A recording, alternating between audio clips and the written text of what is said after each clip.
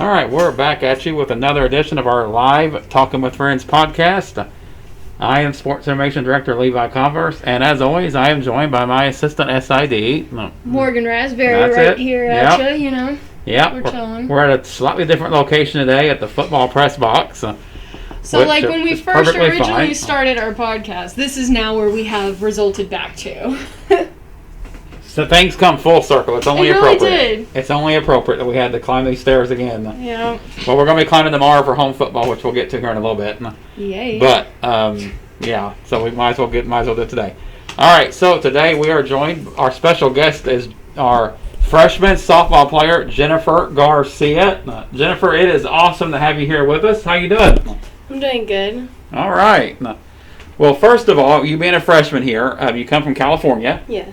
How's your experience been so far, just on campus and everything that you've done so far? You know, it's really different. Like, coming out to Kansas, it feels like a different world, considering coming from California. You know, it's a long way, but I really enjoy it out here. It's really different, Yeah.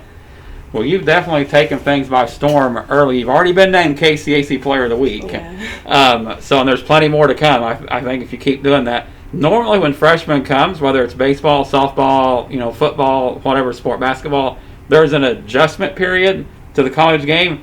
You seem to have bypassed that and just straight into being a veteran. Now, what's been the key in your mind to such a quick learn at this? Well, like, back in California, I played on a travel team called Corona Angels, and they were a really high-end team. Like, they were known to, like, win nationals and everything, and, like, I feel like being on that team really, like, prepared me for, like, what I see here.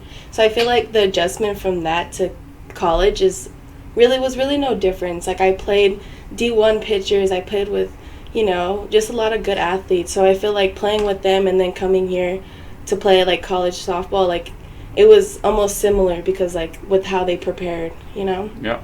Yeah, and being from California, we've had several players from California come play softball here. It's almost been, I call it kind of a pipeline. Yeah. So what was the reason, your biggest factor in the choosing friends? I mean, did you know players that come here, or what? The recruitment process, talk to us a little about that. Well, I personally had, like, a lot of other offers, but I felt like home was always going to be home to me, and I needed to get away from, like, my comfort zone. Like, I'll never get to experience, like, what I am now if I never came out here for my visit, Like, my visit really changed me. Like, I walked onto campus, I was like, wow, like, I want to be here, And, like, being, like, around the girls and everything, they were, like, made me feel like this was home. So I feel like that also helped change my mind a little. Yeah. Our head coach, Suzanne Unruh, she came from a KCAC school at Tabor, and then she come here and was coach of the year her first year here, won the tournament and all that. So what's it like playing for her? What's that experience been like so far? Well, Coach, she's really cool. Like, I feel like she has a good bond with all her players, and, like, she does take, like, how do I explain, like, she's really good at what she does. Like, she knows what she's doing. She knows how to talk to players. Like, sometimes we have our off days, but she knows how to talk us through it and, get us through what we have to do. And I feel like that's a big role in her position.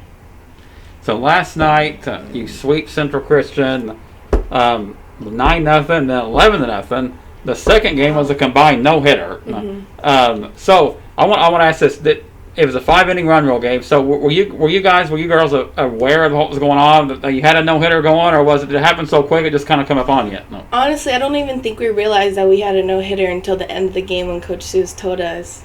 Like, we were so surprised. It was a no-hitter, no errors. We did really good yesterday. Yeah. We just came out with our bats. I mean, our biggest role when we're away is to score first. And I feel like once we score first, like, it gives us, like, our motivation to do better and more focus on, like, what we need to focus on. Yeah. Well, you've already passed, Jennifer. You've already passed kind of the hardest part for most players, adjusting to the college game and, kind of finding your niche. So now, in your mind, as we got a lot more to go this year, but you just being a freshman, you got a long way to go here. What's the biggest thing that you feel like you need to do to keep this going? I feel like I just need to keep my mind right. I like not to put any pressure on myself, because I know, like, once I start putting pressure on myself, I'm going to start getting anxious and start doing the things that I shouldn't be doing. Like, more focusing on, like, my mental game and, like, what I do in practice. Like, I really just need to focus down and buckle down on what I'm doing. Sweet. Okay, so now it's down to my questions. Yes. She gets the fun. Questions. She has the fun questions. I kind of have the serious, sport-minded type questions. She'll have a little bit. I have a little bit of seriousness, but not a whole lot. I'm sure you probably realized that on our way up. I chill.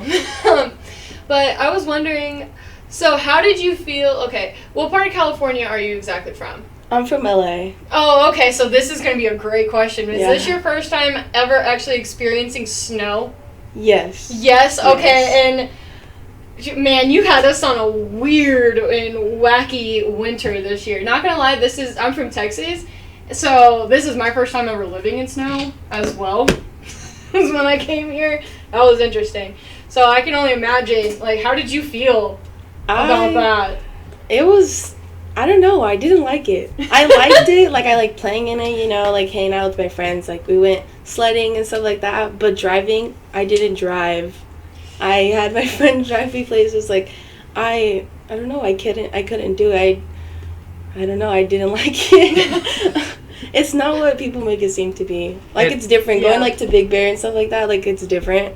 But living in it is different, way different. Didn't expect it. It definitely takes some getting used to. I've lived in Oklahoma and Kansas all my life now, so I'm pretty well used to it. But she is not. She is not. Totally not. But the funny thing is, where she's from actually had probably a worse winter storm than what we had about the same time. They did. That's what's crazy. I'm like, what the heck is going on? Because I'm around the Houston area, so like we power outages, like pipes bursting. But we're from Texas. We don't know this crap, right? Yeah. Like what? And I bet that was just a whole new world for you living in it. Yeah.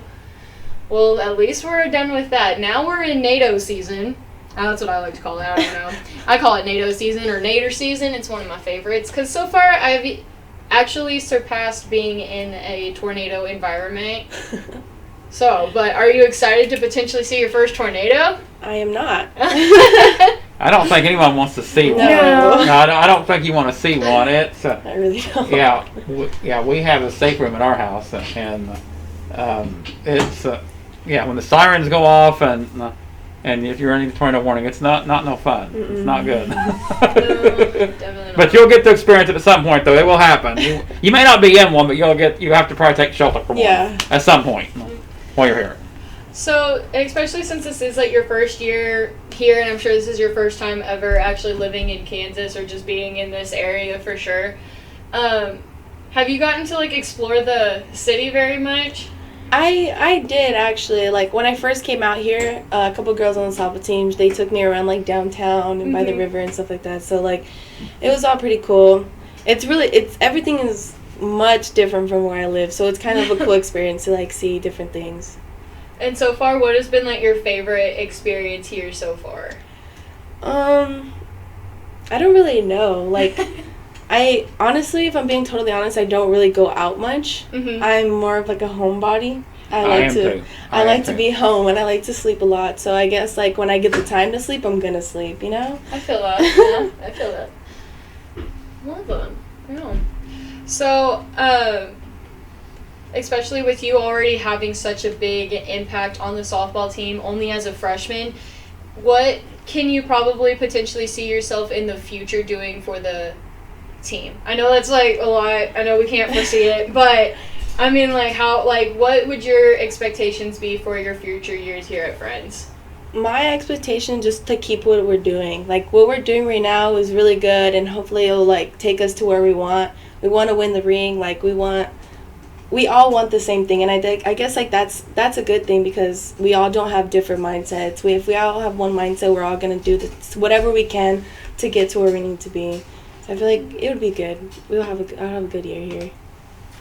Nice. Yeah. All right. Well, you're definitely off to a great start. Yeah. No question about it. Tomorrow you're at home versus Tabor College. First pitch will be at 1:00 p.m. So we also got home football here. So we're right in the middle of this is the craziness that's every sport. And we've been doing it though for a while now, so we're kind of adjusted to it. But Jennifer, good luck tomorrow, and thank you for taking some time to talk to us. And we'll talk to you again pretty soon. Thank you. Garcia, our freshman softball student athlete. If you've been following, she's already been KCAC Athlete of the Week. As we've noticed, she's one of the top hitters in the conference, and their future is just super, super bright for her, and we are very excited to have her here for the rest of this year and for the next 3 years after that. So, it's going to be a lot of fun. Whoop, whoop. All right, so as we just mentioned, football at home tomorrow, 1 o'clock p.m. We'll be here. No. And softball also at home versus Tabor College, 1 o'clock p.m. as well.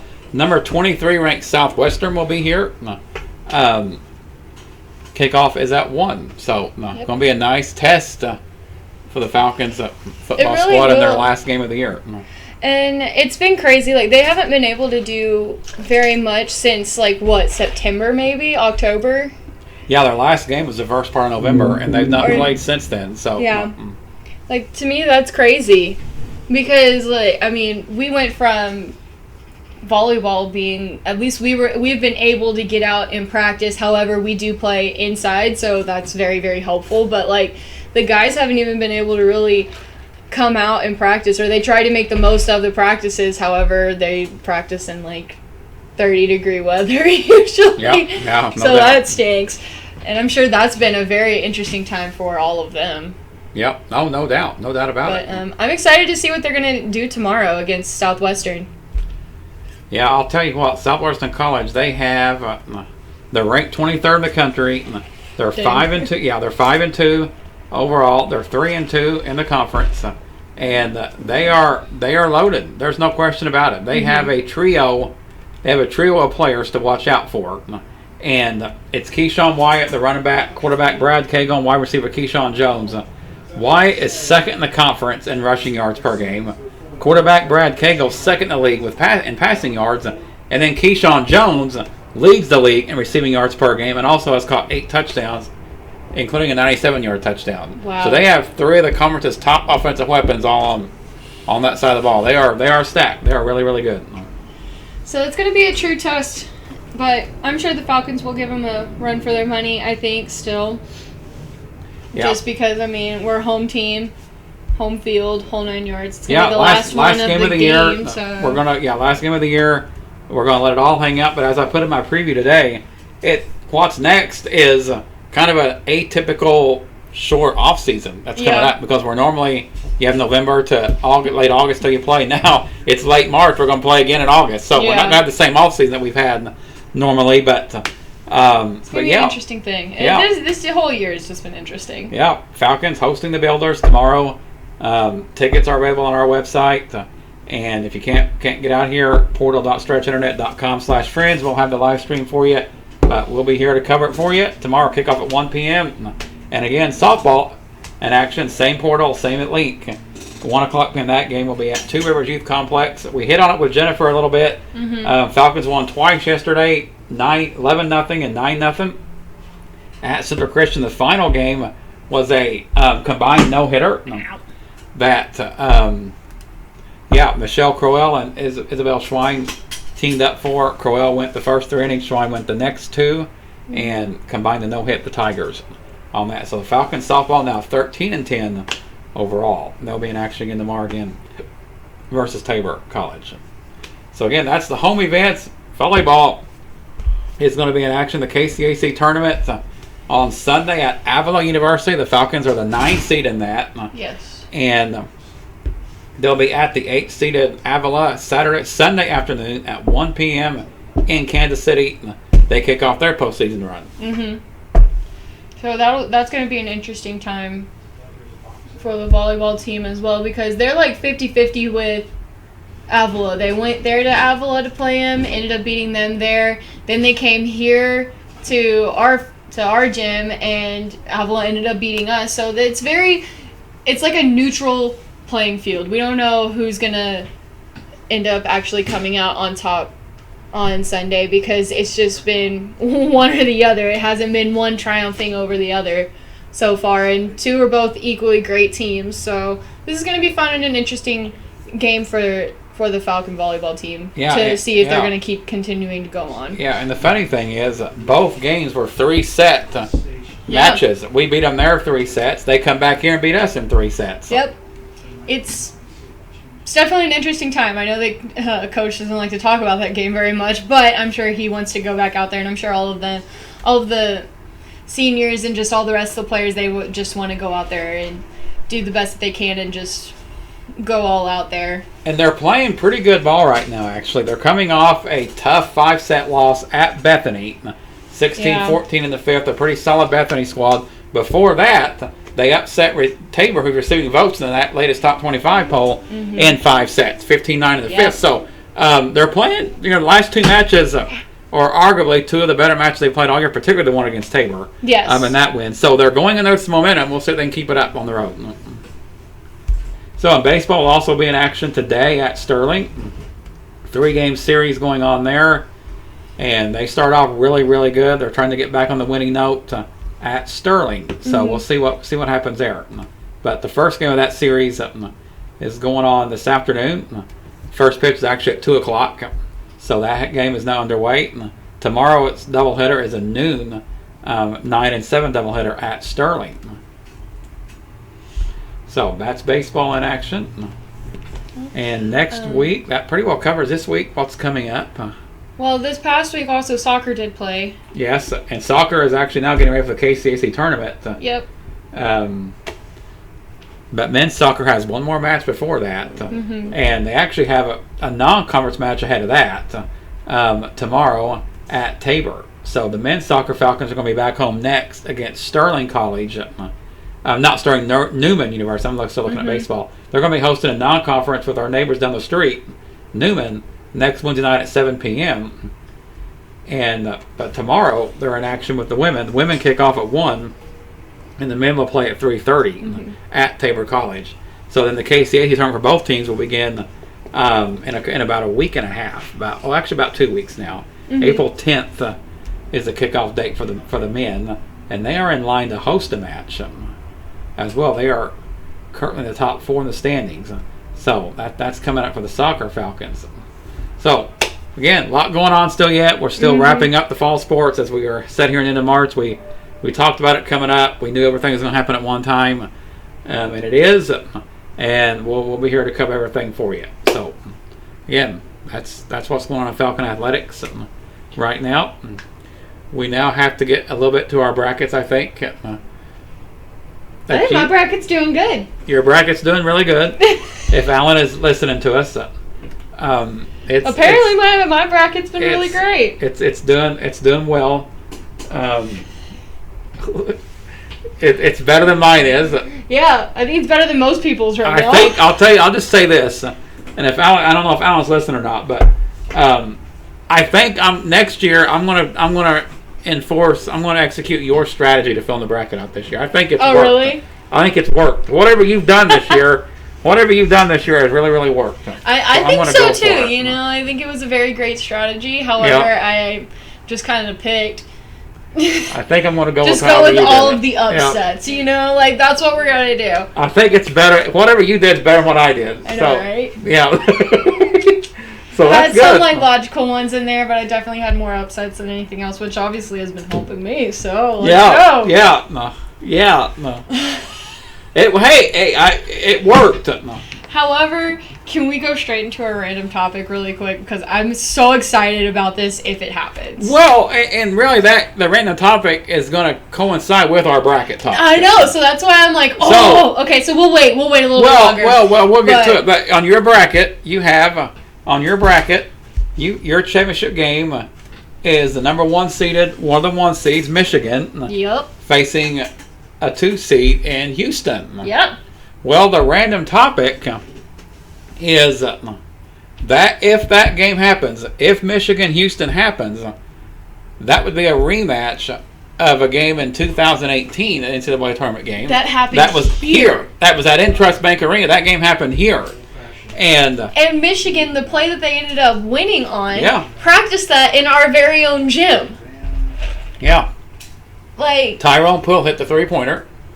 That happened here. Michigan had practices here in the Garvey Center, and they had such a good experience. They actually made a video that kind of chronicled their adventures and their journey here, and they had the marquee sign in their video.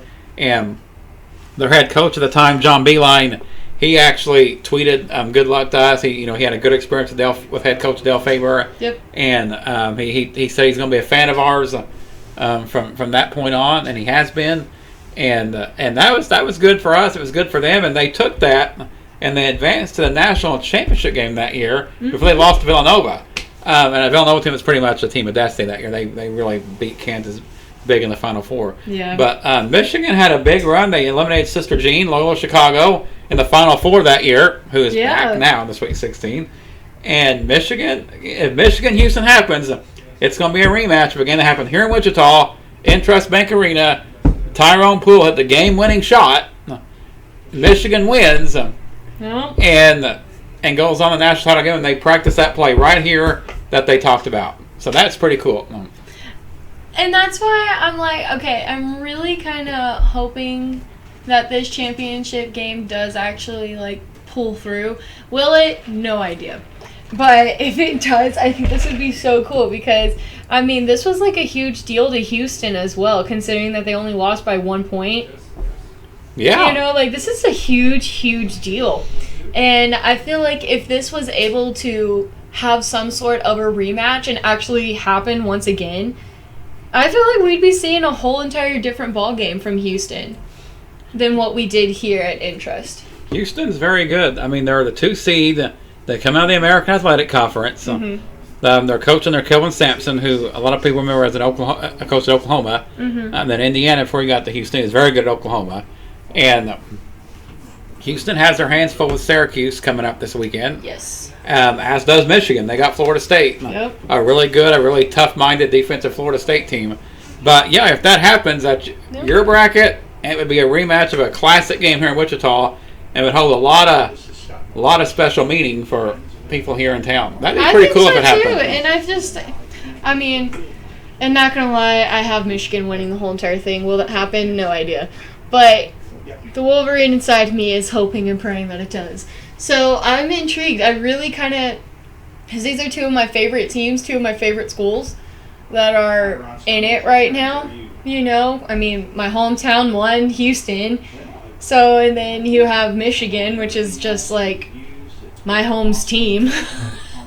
My personal family's own team, you know? So it will be so interesting and so cool to me if this actually works and happens, because I think this is going to be just all around a really great rematch from 2 years ago. Yep. To just a really great match in general, just for me personally and my family and my everything, because I just think it's awesome. Yeah, I have my bracket. I have Gonzaga and Baylor in the championship game. So I'm rooting for that. But if it doesn't happen, I'm rooting for your matchup. I know, right? Because that's going to be fun. Well, I have eventually Michigan and Gonzaga playing each other. So that would be... In the Final Four, in the Final Four. That'll be interesting. I will say that if that actually happens. Because those are 2 obviously pretty great teams going head-to-head. So either way, I don't think you could go wrong picking either side on that one, honestly.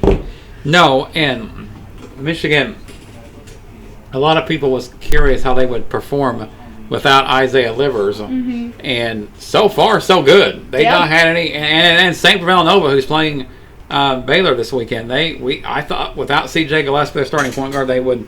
And they had lost 2 in a row going in. They lost pretty big. And I picked Villanova to lose in the first round. That was a mistake, obviously.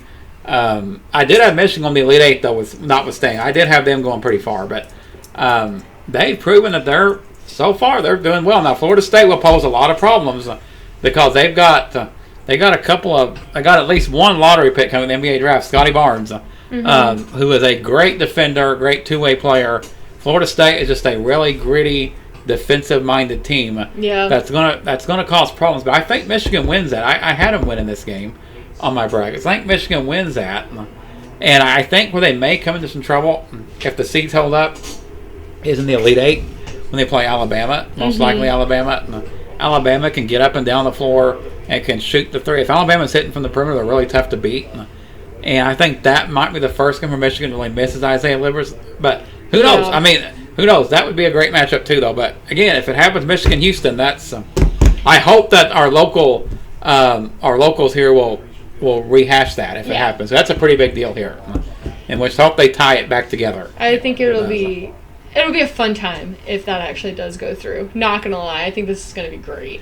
However, on the women's side, I did just watch a super crazy match the other day. Me and Travis, we went out to dinner at Outback the other day, and they had on the women's tournament going on.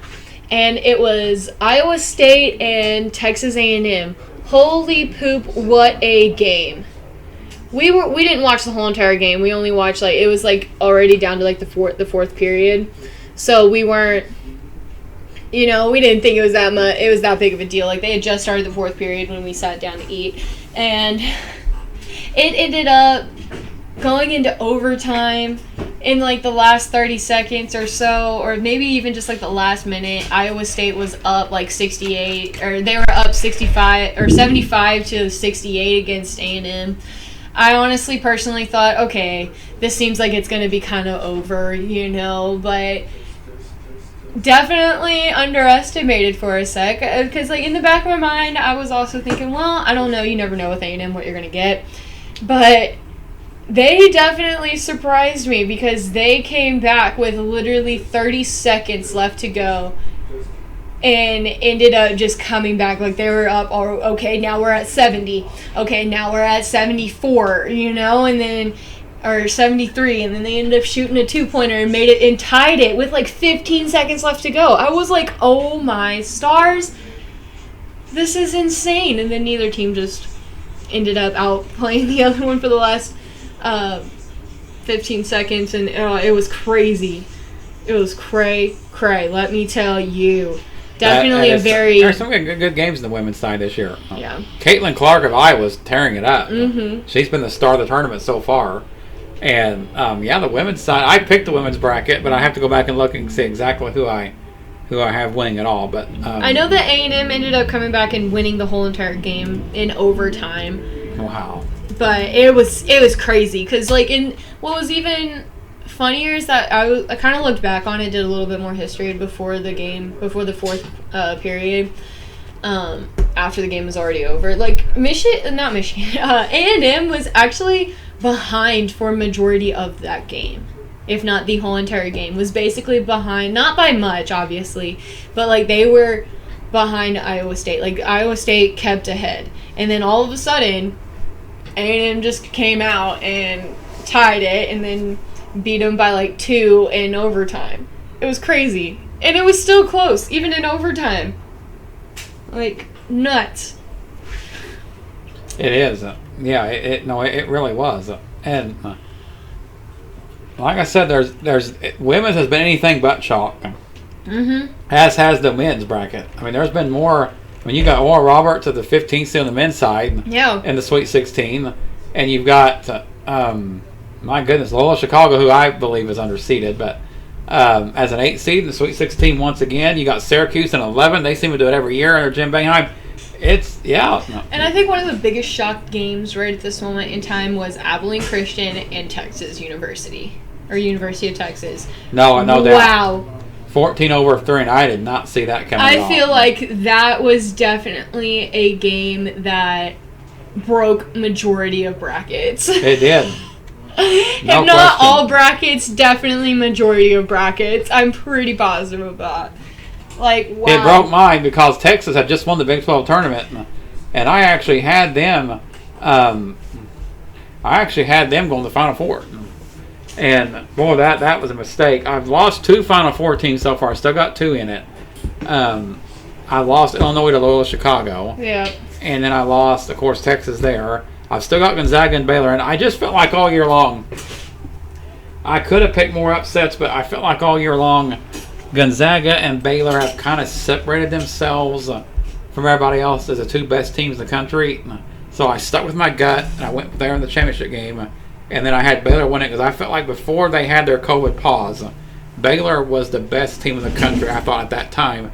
Now we got to see if they've got it back, and we've seen flashes that they have it back. They lost a couple games after that, but their first 2 tournament games they looked pretty good, and beating Wisconsin the second round especially. So we'll see if they got it back. But I think if you had Gonzaga and Baylor in the championship game, that would be huge because it would have a real tight and heavyweight battle feel to it. But then your matchup would be awesome for us here, and it would have a pretty good vibe too. So We want one of those matchups, right? We need one of them. One of those matchups. If you don't get the heavyweight fight, if you don't get the best two teams heavyweight fight between Gonzaga and Baylor, let's do Michigan-Houston. I know, right? Let's do it.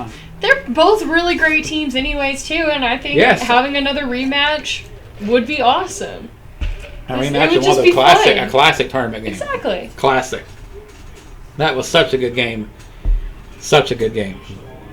All right, what else you got? You got a devotion ready? I actually do have a devotion today, and I actually like this devotion. Okay, well, that's good to hear. I mean, I like all of my devotions, don't get me wrong. Hopefully everybody else will too. I know, right? Yeah. So, once again, I get all my devotions from an amazing podcast called the Big Life Podcast, or Big Life Devotional Podcast with Pamela Krim. Absolutely amazing. Love her. Love hers all the time. They're so much fun. But anyways, and so today's podcast topic was called The Storms Raging. No one really likes hard times, right? I mean, I know I don't. I'm sure you don't either. And nobody really likes going through the storms. And no one likes the storms. However, here recently I have been enjoying our storms lately, actual weather-wise, not gonna lie. It's been kind of nice. Right. The grass is starting to turn green again. It's pretty nice. A little off topic, sorry. But your own personal storms, no one really and truly likes dealing with those.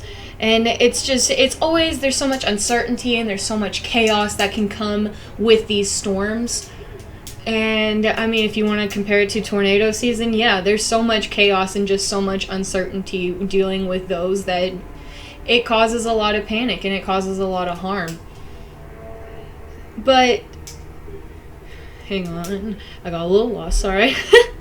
We all want there to be some sort of smooth sailing parts in our lives. We all want there to be just the calmness of the water. So you're sailing on the water. No one wants to sail in a storm. People advise against sailing through storms. So you just want it to always be a smooth travel, a smooth ride throughout that. We all want the sunny and 75 degrees kind of days. I know I do. I miss those. They're pretty fun. We actually had one today. It's a beautiful day today. But the truth is, storms come upon all of us. They're inevitable. I think that's how I use that word, right? That's right. That's exactly right. They are definitely gonna happen. We cannot avoid the storms. We just have to ride through them. Even Jesus went through storms. But was his peace shaken? Was he unsettled? Was he making a list of 30 ways this could end bad? No, he actually was not. And I don't remember exactly which part of, I think it was in Matthew. So, remember how Jesus was actually asleep on the boat during a storm? And his followers and his disciples came running to him to come and wake him up because it was a terrible storm. And they were praying to him and saying, please wake up, please save us from this, please give us peace through this storm. And Jesus reminded them, do you, ye of little faith, do you not have faith in me and in this storm?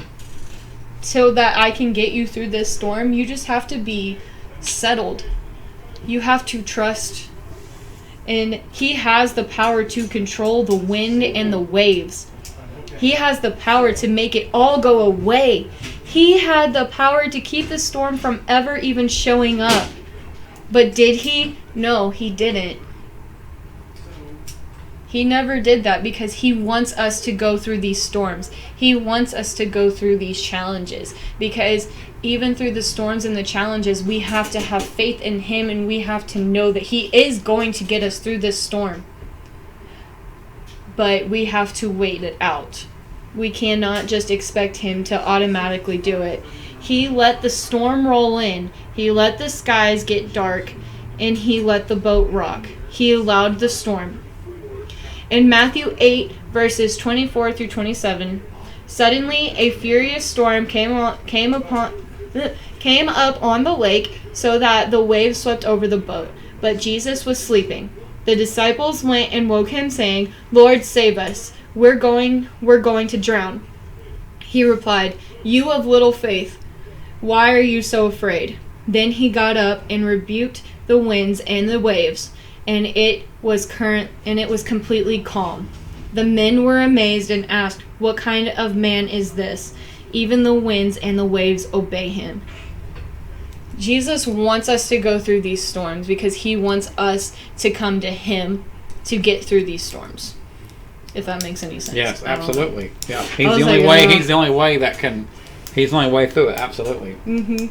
He's not doing this to destroy us. He's not doing this to punish us, even though sometimes it can feel that way, and I understand. I can admittedly say that it has felt that way before, but none of it is. It's to bring us closer to him and to God, bring us closer in our faith and closer as a community. Jesus allowed the disciples... Whoa, that scared me a little bit. Mr. Scott, what you doing? So Jesus allowed the disciples to go through this storm so they would understand his power. And it was his power that would show them to live a better life, which is so, so true. He is making us go through these challenges and go through these storms so that we can learn to believe in him and to learn to believe in his power, because he has such great power, and we need to believe in that.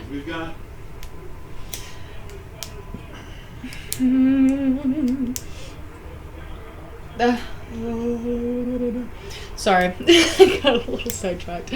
Oh man. But have you ever been trying to do this on your own? Have you ever been trying to... So, let's say that... Could this storm, the one you're in right now, the hardship and the struggle you woke up to this morning, could it be for the sole purpose of bringing you back to the Almighty? Have you been trying to do this on your own? Have you lost the purpose behind it all? Because that's okay. The storm is here to bring you back to Jesus. Grab the seat next to him and he will guide you through this. When he feels the storm has served its purpose for good, he will calm it. He will call it to be calm. Just like he did with the disciples.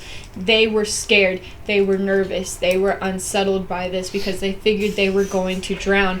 But Jesus stood up and said, "Why are you afraid?" He stood up and calmed the storm. Because he wanted the disciples to feel that and to know that it was going to be okay. Our storms are only relative to what we've experienced before. If you've only gone through little stuff, you can naturally tend to blow this little stuff way out of proportion. The little problems become big problems when our world is so small. This is why God calls us to a big life. 2 Corinthians chapter 6, verses 12 through 13. Your lives aren't small, but you're living them in a small way. Open up your lives. Live openly and expansively.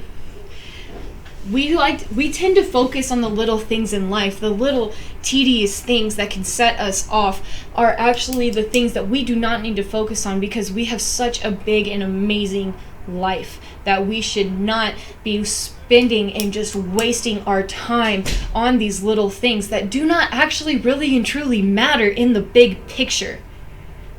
We don't need to be focused on that. We need to focus on the big life that God has created for you to live. Your small life will be overwhelmed with small problems that can look really big. So start living a big life that's not focused on the little things and the little problems and the little tedious, tiniest, small things that seem like a big problem when they really and truly aren't. Don't let yourself build up on these small, tiny things to where they become a bigger problem later on, because we don't want that either. Whoa. Sorry. Oh, man. You still want that chair tomorrow? I know, right? I think it's because of my shoes. I keep losing my balance. So, when life is easy, I like the example that actually Pamela did end up giving, is because she talked about whitewater rafting and how this one experience that she had, it was a level 3.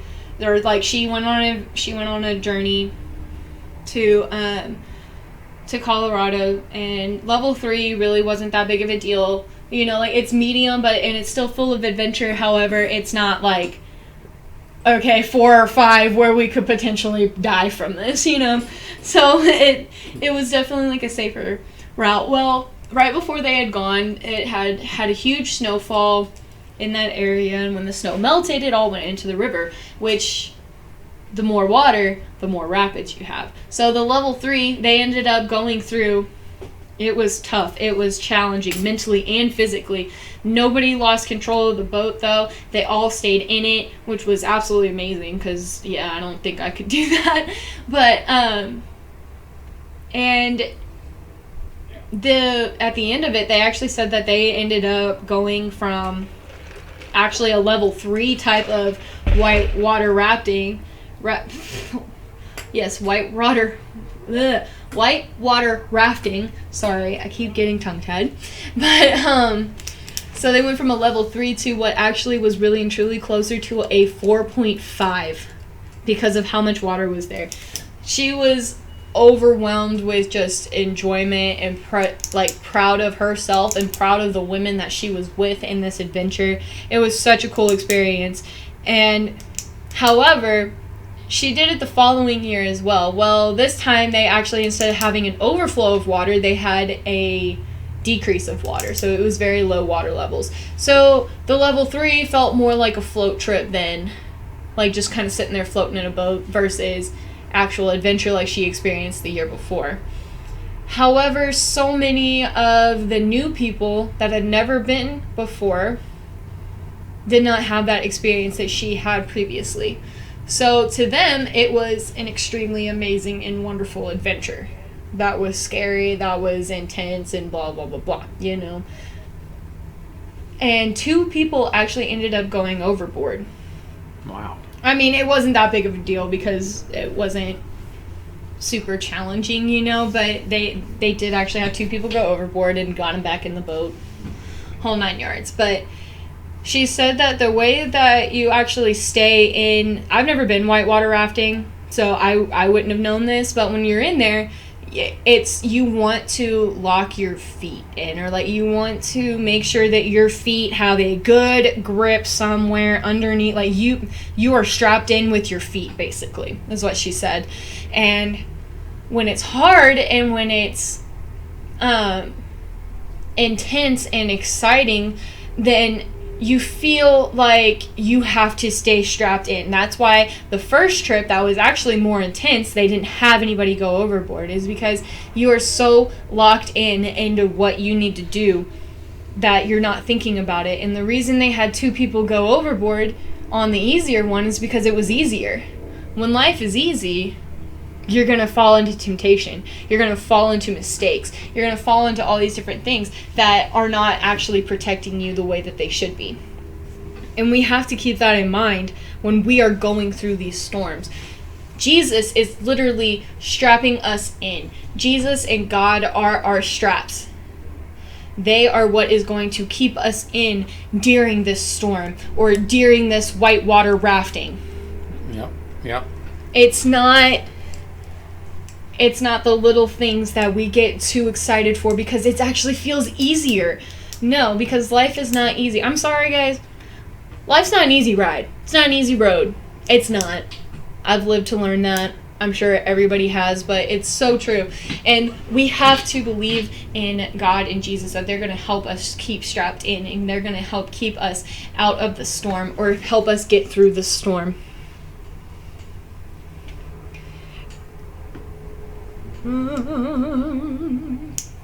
Maybe if you look around at the boat you're on today, you realize you aren't even on the boat with Jesus anymore.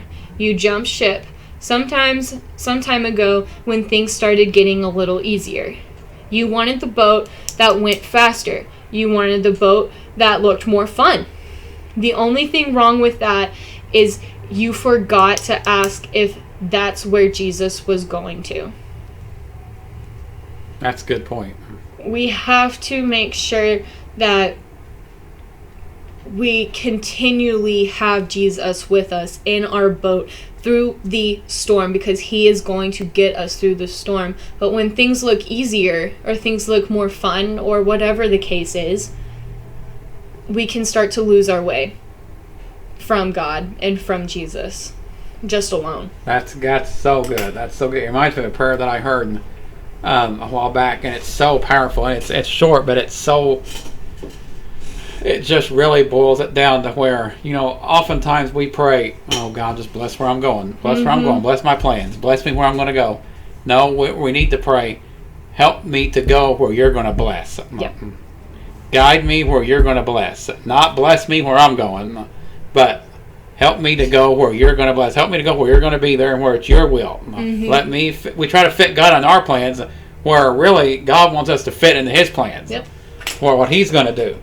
And there's actually another story in the Bible about Jesus and a storm that tells us even when we wake up in the middle of a storm and realize we got on this boat without Jesus, he will come to us. Yes, he will come to rescue us. Because trust me, he will. If you call out to him, he will come to rescue you. Matthew 25, verse 14 through 32.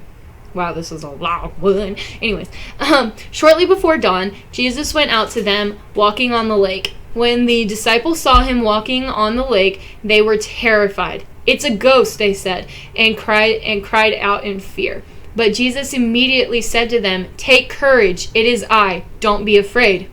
"Lord, if it's you," Peter replied, "tell me to come to you on the water." "Come," he said.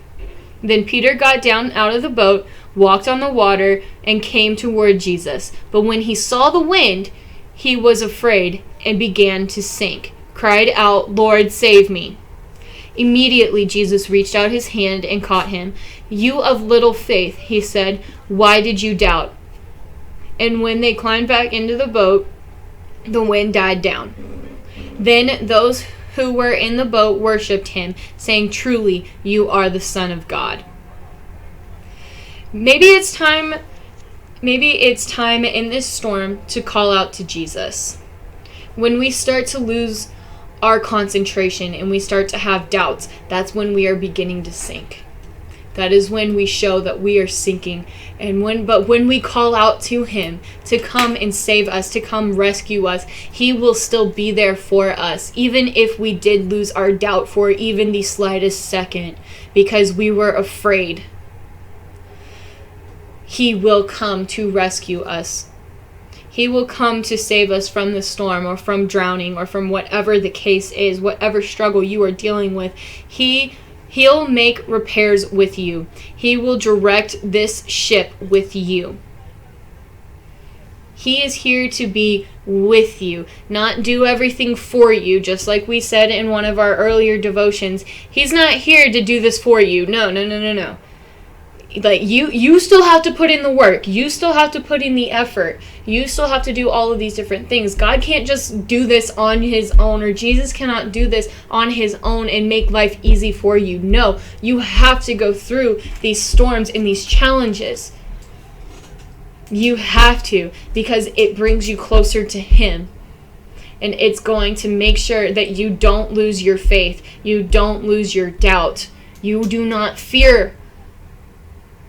But when you do fall into temptation of doubt and fear, as soon as you call out to him, he will be there to rescue you and to save you.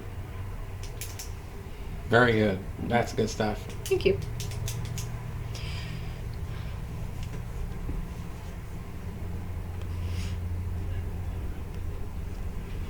But yeah, so all you have to do is really and truly just ride out the storm. Because he's right there ready to ride it out with you. You just have to let him. That's right. It's kind of like, when Peter was on the boat, and Peter asked, and it kind of goes on with what you're talking about. Peter asked Jesus, bid me to come walk on the water to you. Which, I mean, Peter being a human being should not be able to walk on water. We can't do that. Well, Peter was walking on the water until he took his eyes off Jesus. And I think that is a very literal example of everything that we do. It wasn't just so much that Peter sank because his eyes went down, but he looked down with his heart. He was looking down because he was doubting. Yep. So when we doubt and we get back into the human element, we're going to sink, no matter what we're doing. If we take our eyes off Jesus, we're pointing toward Jesus and we are pointing our plans towards Him, then we're going to stay afloat. But the minute we take our eyes off and do our own thing, then we're going to start sinking. Yep. And I think that goes for us, and that applies to us and anything that we do. Oh, yeah. This can literally question. Be anything. So, like, say that you're just having a really rough day or a rough time in your life, and to get through this storm, you're just trying to do it one way. Or you started looking out at Jesus and things started to kind of actually look better, whether you really truly noticed it or not.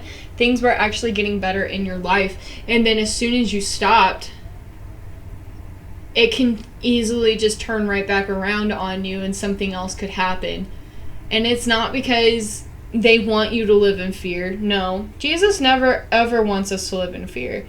God never ever created us to live in fear. No, absolutely not. He created us to learn from our challenges and to learn from our struggles through Him. We have to make sure that we are with Him in order to get through these struggles and through these challenges, because without Him we will sink and we will fail. No question. No question at all. That's absolutely right. Absolutely right. Very, very good. Thank you. This is Very definitely good. one of my favorites so far, especially with it coming closer to the end of this school year and me going through graduating from here, and not exactly knowing what's happening next. Like so much uncertainty. It is. Yeah, and you can apply it to you, and I can apply it to me, and we just keep right on going. Yep. I'm like, we're chucking along. Yep. Oh, yeah. Yep. Okay. God's got us. He does. He truly does. He's even a when God. times are uncertain, it's okay. Oh, yeah. It's going to happen. It's going to work out. Everything's going to be just fine. God's going to take care of us. Very good. All right. Is it your turn to pray or my turn to pray? It is my turn to pray. I believe it is. So you want to pray us out real quick? I do. I would love to.